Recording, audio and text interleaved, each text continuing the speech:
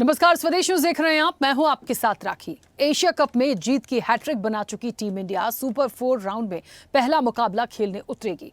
Team India के सामने चिर प्रतिद्वंदी पाकिस्तान है। ग्रुप स्टेज में भारत ने पाकिस्तान को एक तरफा अंदाज में 7 विकेट से हराया था। सुपर 4 का ये मुकाबला दुबई इंटरनेशनल स्टेडियम में रात 8 बजे से खेला जाएगा। आपको बता दें कि भारत पाकिस्तान के पिछले मैच में नो हैंडशेक कंट्रोवर्सी हुई थी। पहलगाम हमले के विरोध में भारतीय खिलाड़ियों ने पाकिस्तानी खिलाड़ियों से हाथ नहीं मिलाया था और इसके बाद पाकिस्तान ने टीम इंडिया की शिकायत मैच रेफरी एंडी पाइक्रॉफ्ट से की थी। मैच रेफरी ने कोई एक्शन नहीं लिया तो पाकिस्तान क्रिकेट बोर्ड शिकायत लेकर आईसीसी के पास पहुंच गया। पीसीबी की मांग थी कि एंडी पाइक्रॉफ्ट को टूर्नामेंट से बाहर किया जाए। ऐसा नहीं होता है तो उन्हें कम से कम पाकिस्तान के मैचों से तो बाहर ही रखा जाए। आईसीसी ने पीसीबी की बातें नहीं मानी। आज के मैच में भी एंडी पाइक्रॉफ्ट ही रेफरी होंगे। पाकिस्तान ने इसके विरोध में कल अपनी प्री मैच प्रेस कॉन्फ्रेंस भी रद्द कर दी थी। अब एशिया कप सुपर 4 की जंग है और सुपर 4 में भारत और पाकिस्तान का ये बड़ा मैच है। दुबई में ये महामुकाबला होगा रात 8 बजे। ऑपरेशन सिंदूर के बाद ऑपरेशन एशिया कप बिल्कुल कहा जा सकता है। आखिरकार मैदान में हराएंगे, हाथ भी नहीं मिलाएंगे।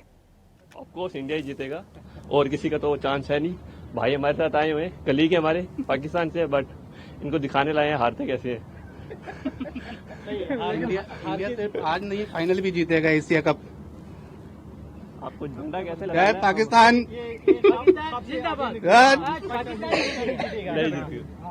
आज पाकिस्तान ही जीतेगा। हम पाकिस्तान को सपोर्ट करने आए हैं। हम इसको दिखाएंगे कि हराते कैसे। अच्छा, बल्ला खेलना आता है कैसे? नहीं, बॉल पे नहीं आती है। हाँ जी, हम आज खेलने आए हैं। पाकिस्तान ही जीतेगा। हम पाकिस्तानी को सपोर्ट करेंगे, ठीक है। और हम पाकिस्तानी जीतेंगे। हमें किसी को हराने की उम्मीद नहीं है, उसको हम छोड़ लेंगे। उसका मतलब ये नहीं है कि मतलब है कि टीम या उसके बीच में से कोई प्रॉब्लम हो, नहीं। वो अपनी तरफ से जो है ना कुछ इशू होंगे, ठीक है ना। चलिए, तो भारत और पाकिस्तान का महामुकाबला और रात 8 बजे ये महामुकाबला शुरू हो जाएगा। देखिए, इसके पहले वाला जो मैच हुआ था उसमें हैंडशेक को लेकर कंट्रोवर्सी हुई थी, रेफरी को लेकर भी कंट्रोवर्सी हुई थी, लेकिन सबसे बड़ी बात यह है कि रेफरी भी वही है, मुकाबला भी वही है। बट आज का सिनेरियो क्या होगा, बस अब सबकी नजरें उस पर है। तो बिल्कुल कहा जा सकता है कि इस एशिया कप में आज का मुकाबला और आज की हार जीत कितनी मायने रखती है, क्योंकि सुपर 4 का ये जो मुकाबला होगा ये आगे की राह को बिल्कुल क्लियरिटी के साथ रखेगा कि कौन आगे कौन पीछे। और इस वक्त आपको बता दें, क्रिकेट एक्सपर्ट है हमारे साथ प्रत्यय तिवारी जुड़ गए हैं। प्रत्यय, मेरी आवाज पहुंच रही है आप तक?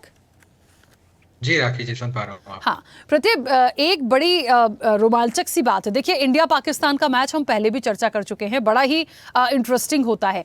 पिछले मैच में जिस तरीके से हम जीते और जो कंट्रोवर्सी आई, उसके बाद लग रहा था कि नहीं, एक बार जैसे तैसे मैच हुआ, अब नहीं फंसना। यहाँ पे सुपर 4 का पहला मैच जिस तरीके से फंसा, अगेन इंडिया पाकिस्तान का। आज के मैच को किस तरीके से देखते हैं? कुछ प्लेइंग 11 में कुछ चेंजेस भी किए गए हैं, तो किस तरीके से आज के मैच को देख रहे हैं? देखिए राखी जी, ये तो टूर्नामेंट के शुरुआत में ही क्लियर था कि 3 पोटेंशियल मुकाबले हो सकते हैं भारत पाकिस्तान के बीच। एक निश्चित था क्योंकि वो ग्रुप स्टेज में होना था।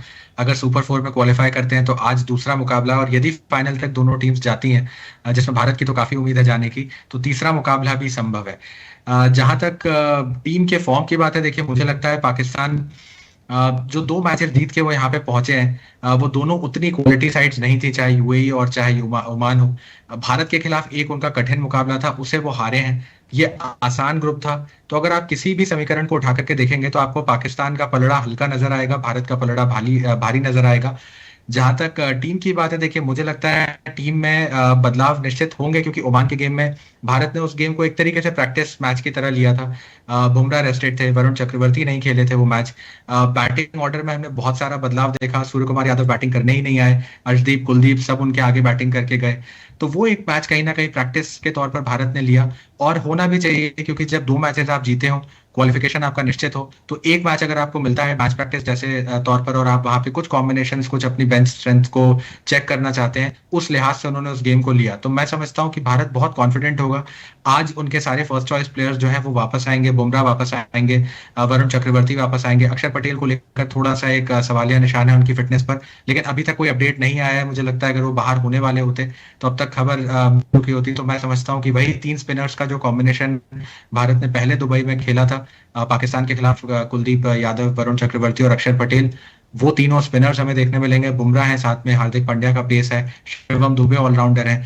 तो अगर आप ओवरऑल टीम का बैलेंस देखें राकेश जी, बहुत बहुत सॉलिड, बहुत ही वेल बैलेंस टीम है, फॉर्म प्लेयर्स भी हैं। और मुझे लगता है कि अगर अपने स्किल्स को और अपने एग्जीक्यूशन को ठीक तरीके से इंडिया ध्यान में रखते हुए, जैसे पिछले गेम में उन्होंने किया था, वैसी ही चीजें रखता है, तो कोई खास समस्या उनको नहीं होगी आज भी मैच जीतने में। बिल्कुल। प्रत्येक एक और बड़ा सवाल यहाँ पर है और वो है कंट्रोवर्सी को लेकर। देखिए, पिछली बार हमें नहीं पता था हैंडशेक होगा कि नहीं होगा, या जो मैच रेफरी हैं उनको लेकर कोई इस तरह की बात आएगी या नहीं आएगी। ठीक है, पाकिस्तान को लगा, उन्होंने इस पर क्वेश्चन रेज किया, उनका राइट है, उन्होंने किया। लेकिन आज अगेन वही सारी चीज़ें हो गई हैं। उनकी ये मांग थी कि रेफरी वो नहीं होना चाहिए, बट रेफरी वही हैं।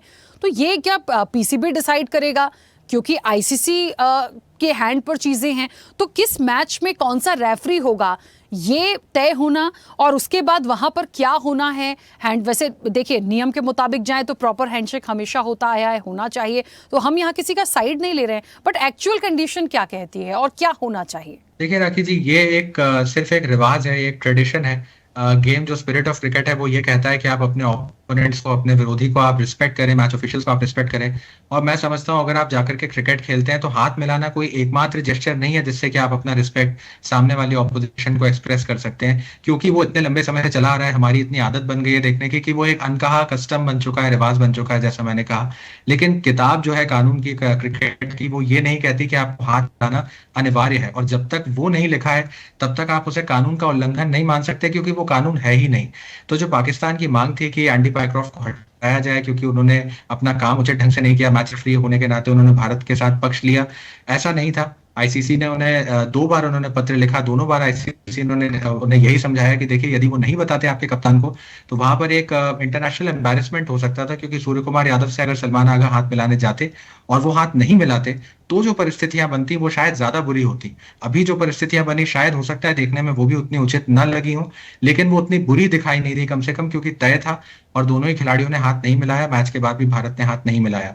जहां तक पाकिस्तान की मांग है कि एंडी पाइक्रॉफ्ट को हटाया जाए, देखिए उस पर भी आईसीसी ने बड़ा स्पष्ट उनको सीधा साधा जवाब दिया है कि ये आपकी टेरिटरी नहीं है, या आपका क्षेत्राधिकार नहीं है, और आप नहीं तय कर सकते कि कौन मैच रेफरी किस मैच में रहेगा, ये आईसीसी तय करता है। और यदि आज एक दबाव में आकर के हम हटा देते हैं किसी रेफरी को, तो ये आने वाले समय के लिए एक गलत प्रेसिडेंट सेट करेगा, क्योंकि फिर किसी भी टीम को कभी भी मौका मिल जाएगा दबाव बना करके आईसीसी पर मैच रेफरी को बदलवाने का। तो ये उनका ज्यूरिसडिक्शन नहीं है, और यही वजह है कि न केवल उस मैच में जो उन्होंने यूएई के खिलाफ खेला, बल्कि आज के मैच में भी पाइक्रॉफ्ट ही रेफरी हैं, क्योंकि 2 रेफरीज हैं इस पूरे टूर्नामेंट में, रिची रिचर्डसन है और एंडी पाइक्रॉफ्ट हैं। रोस्टर पहले से तय होता है, आईसीसी ऑलरेडी ये सारी इन्फॉर्मेशन टूर्नामेंट से पहले तय करके सारे जो स्टेक होल्डर्स हैं उन तक पहुंचा देता है कि कौन किस मैच में ऑफिशिएट करेगा, और उसके तहत वो इसको तब तक नहीं बदलेंगे जब तक पाइक्रॉफ्ट की कोई गलती नजर में ना आए। तो उन्होंने जो भी जांच करी, जो इन्वेस्टिगेशन हुआ, उसमें एंडी पाइक्रॉफ्ट की उन्हें कोई गलती नजर नहीं आई, और यही वजह है कि पाकिस्तान एक के बाद एक जो उनकी मांगे थी वो खारिज होती रही, और वो एक के बाद एक मुंह की खाती रहे। केवल यही कर सके वो अभी तक कि उन्होंने 2 प्रेस कॉन्फ्रेंसेस कैंसिल करी जो उनके हाथ में था, और एक मैच वो 1 घंटे देरी से पहुंचे, लेकिन खेलना उन्हें वो भी पड़ा।